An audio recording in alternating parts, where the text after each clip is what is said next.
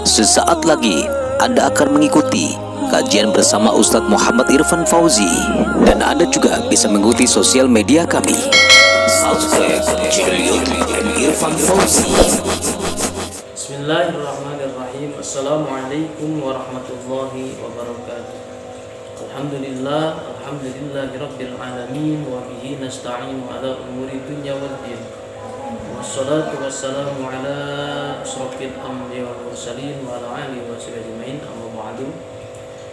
Hadirin yang dimuliakan oleh Allah Subhanahu wa taala, yang mana alhamdulillah pada kesempatan ini kita semua masih diberikan kesehatan Allah Subhanahu wa taala, yang mana insyaallah kita akan mencoba-coba membahas tentang masalah atau kitab Safinatun Najah.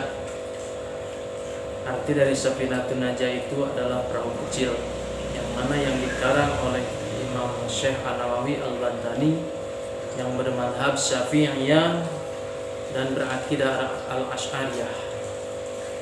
Allahumma anfa'na bi ulumi amin.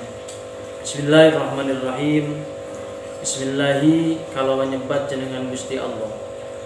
Sifatna Gusti Allah Ar-Rahmani anu maparin nikmat agung di dunia sinaran akhirat kasadaya makhluk. Ar-Rahimi tur anu maparin nikmat alit di akhirat kamu min hungkul. Alhamdu ari sadaya puji lillahi eta tetap milik Allah. Hamdu artinya adalah segala puji, lillahi hanya milik Allah. Dibahasakan atau arti hamdu ini adalah memuji. Jadi dibahasakan segala berarti dengan bahasa segala ini lebih dari satu. Jadi hamdu di sini atau memuji itu isinya ada 4. Ada qadim ala qadim, ada qadim ala hadis ala qadim, ada hadis ala hadis. Nah, itulah isinya hamdu. Semua dari isi hamdu di sini atau memuji di sini lillah, hanya milik Allah. Nah, jadi manusia ini nggak ada yang dinamakan dengan sifat ingin dipuji. Tak ada bagi manusia harus dipuji. Tapi jikalau ada orang yang memuji kita sebagai makhluk, sebagai manusia, maka sandarkan lagi kepada Allah Subhanahu wa taala. Kenapa? Karena sudah jelas segala puji hanya milik Allah. Semuanya adalah puji itu yang berhak menerima hanya Allah Subhanahu wa taala. Itu adalah hamdu yang dimaksud. Siapa Allah itu? Rabbil alamin, yang mengatur ngurus seluruh alam. Ya, yang mengatur ngurus seluruh alam. Jadi mengatur seluruh alam, yang dimaksud dengan alam itu kullu alamin ma siwallah, kecuali Allah semuanya alam. Yang dinamakan dengan alam itu makhluk yang Allah ciptakan. Nah, ini kita alam, alam dunia, alam semesta ini semua alam yang diciptakan oleh Allah, semuanya alam. Berarti yang mengatur ngurus semuanya adalah Allah. Ya. Dari perputaran alam dunia, dari napas kita, penglihatan mata kita, pendengaran telinga kita, berjalannya kaki kita, detak jantung kita, semuanya adalah Allah yang mengatur, mengurus kehidupan yang ada dalam diri kita.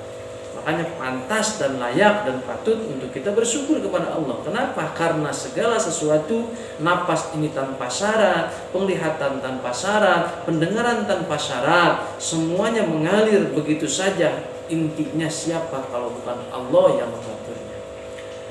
Wabihi sareng ka Gusti hungkul nasta'inu nyuhunkeun pitulung abdi sadaya.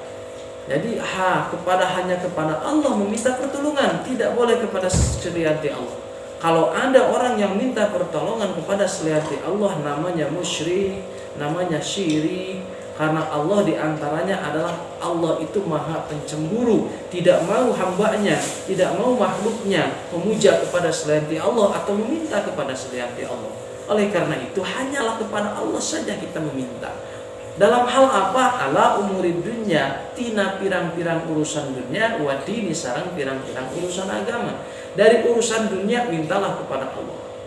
minta keberkahan kasab kita, minta keberkahan kerja kita, minta keberkahan apapun yang kita kerjakan dalam maisha kehidupan dunia, minta kepada Allah, jangan kepada selain Allah. Jangan minta kepada sesuatu yang bukan dari Allah. Ya Allah ya Rabbana, tolong berkahi usaha kita. Ya Allah ya Rabbana, tolong berkahilah jabatan ini. Ya Allah ya Rabbana, tolong berkahilah kehidupan ini. Ya Allah ya Rabbana, tolong berkahilah kerjaan kita, dagang kita di pasar. Nah, itu adalah meminta urusan dunia kepada Allah. Biar apa? Supaya dunia ini menjadi motivasi untuk kita menuju kepada Allah, yaitu nikmatnya Allah. Nah, wadini dan urusan agama meminta saja kepada Allah. Jangan minta kepada selain Allah. Dengan apa? Salat kita, puasa kita, sedekah kita, haji kita, zakat kita, semuanya minta kepada Allah. Kenapa? Kalau tanpa hidayah dan taufik dari Allah Subhanahu wa taala, itu semua tidak akan pernah terjadi.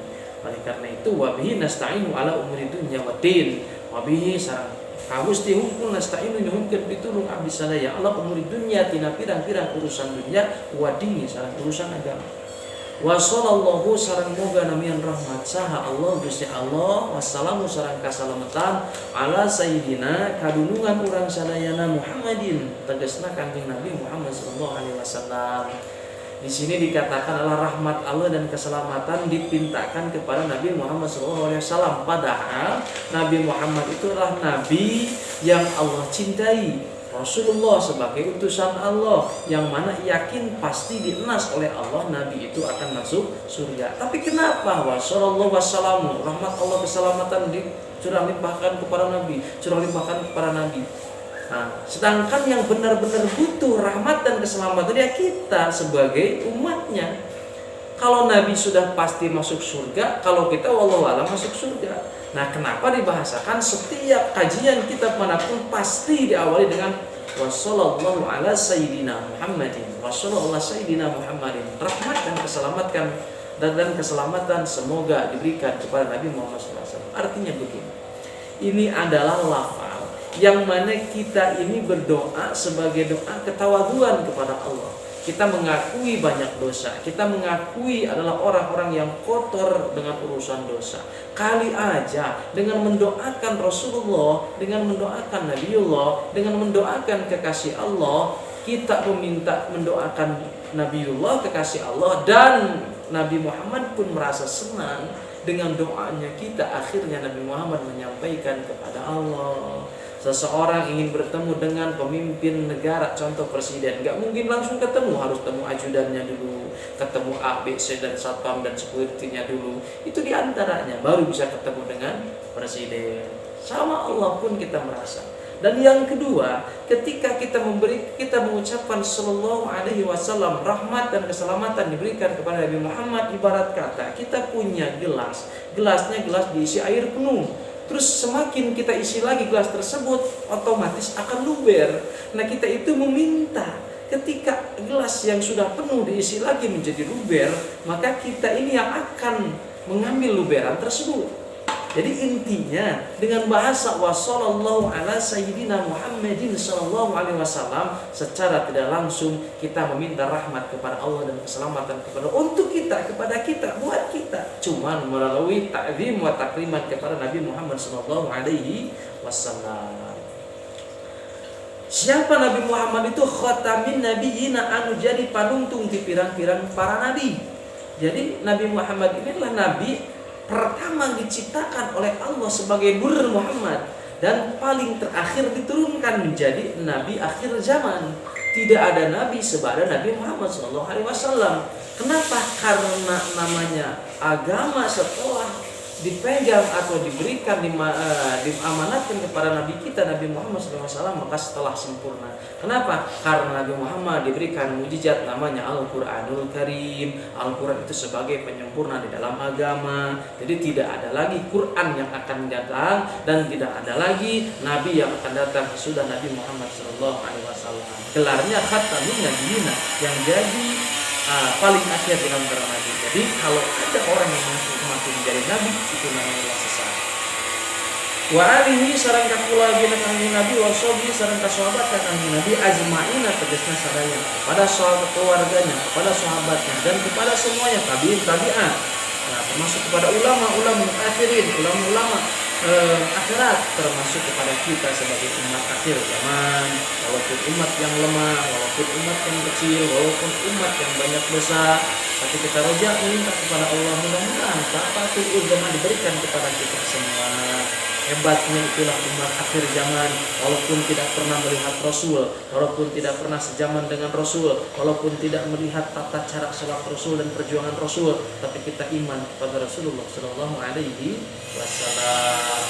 Wala haula sareng teu daya upaya hal ngalaksanakeun ibadah wala kuwata sareng henteu aya kekuatan keur ninggalkeun maksiat illa billahi kecuali pertolongan Allah Al-Ali anu mahluhur al-azim itu anu mahluhur.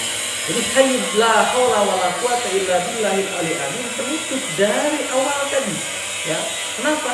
Sesungguhnya tidak ada daya untuk meninggalkan atau untuk melaksanakan ibadah dan tidak ada kekuatan untuk meninggalkan maksiat. Artinya apa? Semuanya illa billahil aliyil azim. Allah lah yang berperan, Allah lah yang menggerakkan, Allah lah yang memberikan jedutan nadi, Allah yang memberikan nafas, semuanya tanpa syarat ketika Allah berikan. Semata-mata untuk kita kembali kepada kita, bersyukurlah. Karena syukur adalah ibadah yang paling tinggi, tidak ada lagi setelah syukur hanyalah bersyukur kepada Allah Subhanahu wa taala. Hadirin yang dimuliakan oleh Allah Subhanahu wa taala, pembuka dari kitab fikih yang mengambil dari kitab Safinatul Nazari ini baru muqaddimatul kitab. Karena muqaddimah itu setelah di video-video yang lain sudah saya bahas, ada dua muqaddimatul kitab dengan muqaddimatul ini. Mudah-mudahan bermanfaat khususnya buat saya pribadi, umumnya buat semua hadirin, buat semua sahabat-sahabat yang dimuliakan oleh Allah Subhanahu wa taala. Allahumma fiq ila qawmi tariq. Assalamualaikum warahmatullahi wabarakatuh.